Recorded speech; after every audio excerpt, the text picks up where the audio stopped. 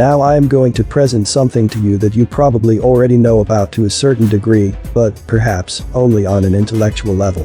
When you are done with this section, I think you will appreciate these things from a deeper perspective, regardless of how you appreciated them before. The old Hindu texts explain the horrific practices of these off-planet beings, practices that we humans, through secret societies, have incorporated and are now poisoning the mass consciousness with. Behind the scenes, we have these interdimensionals who lurk in the background and suck it up in order to gain more power for themselves, while depleting the human consciousness of our power. These are real psychic vampires. I will present to you an array of evidence revealing the character of these beings.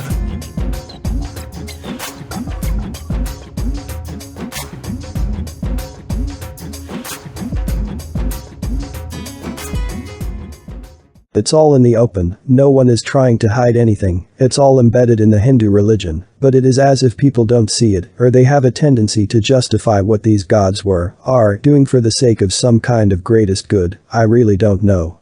I only know that the manipulation of mankind is immense. The following is from Srimad-Bhagavatam, and it contains the names of beings and group of beings that the reader may not be familiar with. There is no reason, unless the reader wants to research this, to know the difference between these group of beings at this point, other than that they are all working for the Ape, and they are very similar in nature. Rudra, who is mentioned also, is Marduk's counterpart, as I showed in paper 7. We have also discussed the Rakshasas before, the bloodthirsty Eastern time race, who would even eat their own children if in dire straits, and who have as a practice to eat their enemies alive, when possible, after they have wounded them on the battlefield.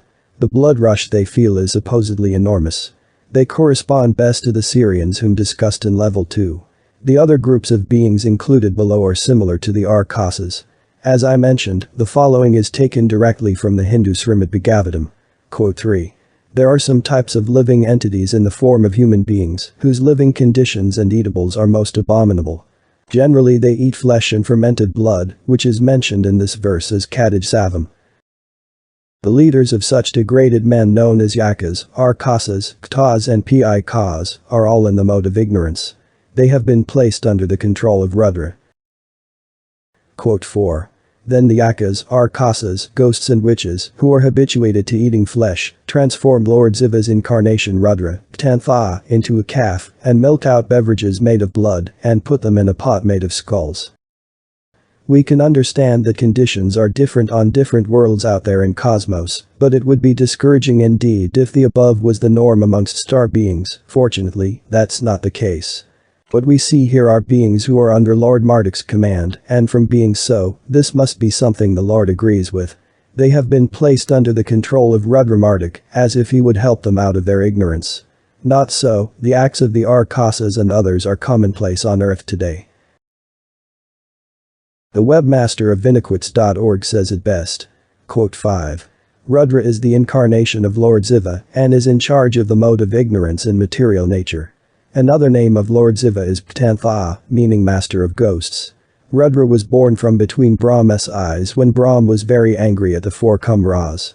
This person mentions Lord Shiva being the master of ghosts. What follows is a reference to ghosts in this particular regard. Quote 6. Similarly, one can go to many ghostly planets and become a Yaksa, Raksa or Pisaka. Pisaka worship is called black arts or black magic. There are many men who practice this black art and they think that it is spiritualism, but such activities are completely materialistic. In other words, we need not go any further than to Bhagavad Gita to find a good reference. The above reference is straightforward, explaining who it was that introduced black magic and the black arts to humankind. Dr. Borden at LPGC was telling me that the Sami, whom he also referred to as the Anunnaki, were the ones who invented magic, but of course, he never told me it also included the dark side of magic. Now, let's continue with additional information on ghosts. What are they associated with? In traditional belief and fiction, a ghost, sometimes known as a spectre, British English, or spectre American English, phantom, apparition or spook, is the soul or spirit of a dead person or animal that can appear, in visible form or other manifestation, to the living. Descriptions of the apparition of ghosts vary widely from an invisible presence to translucent or barely visible wispy shapes, to realistic lifelike visions. In other words, Mithra and Utu Samas are one and the same, and we know from level 4 that Utu and Marduk are the same being. Here we also learn again that Apollo is Marduk, as he seems to have been conflated with Apollo.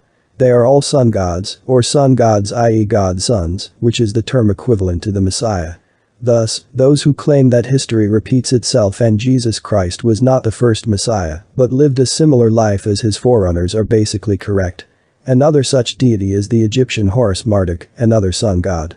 There are many references to both N.Ki and Marduk being related to the underworld, the land of the dead, and just to assure the reader that I'm not making this up, let me use a random reference regarding this. In addition, I, personally, find this topic quite interesting. The Hebrew term Abaddon, Hebrew, and its Greek equivalent Apollyon, appear in the Bible as a place of destruction and an angel, respectively. In the Hebrew Bible, Abaddon is used with reference to a bottomless pit, often appearing alongside the place, meaning the land of the dead. In the New Testament book of Revelation, an angel called Abaddon is written as the king of an army of locusts. His name is first transcribed in Greek, Revelation 9:11, whose name in Hebrew Abaddon, and then translated, which in Greek means the destroyer, Apollyon. The Latin Vulgate, as well as the Douay-Rheims Bible, has an additional note, not present in the Greek text, in Latin exterminans being the Latin word for destroyer. There are researchers who seriously think that Apollo is a good guy, and perhaps even our new Messiah. Well, if they are correct, then Marduk will be our next Messiah. If that is good or bad, I leave for these researchers to decide, but let's say that I personally have since long made up my mind. Not only is Apollo referred to as an angel of death, he is actually the destroyer and is referenced to a bottomless pit, the netherworld, which corresponds with what these papers convey. To claim that someone like Apollo is a good guy is in my opinion just as bad as saying that all Ets are good, which some other researchers forcefully state. Being aware of how many people these prominent researchers attract and how they set themselves up as authorities on the subject, I can't help but believing these people are working for the intelligence community. I just hope that these papers will help put an end to the nonsense they are spreading. Dr. Greer is every now and then inviting people on field trips, often to Arizona or Joshua Tree, to watch UFOs. You have to be able to afford it, of course, because it's not cheap. Besides that, people who believe in malevolent Ets are not welcome on the trip. Dr. Greer emphasizes that their group must be way beyond that.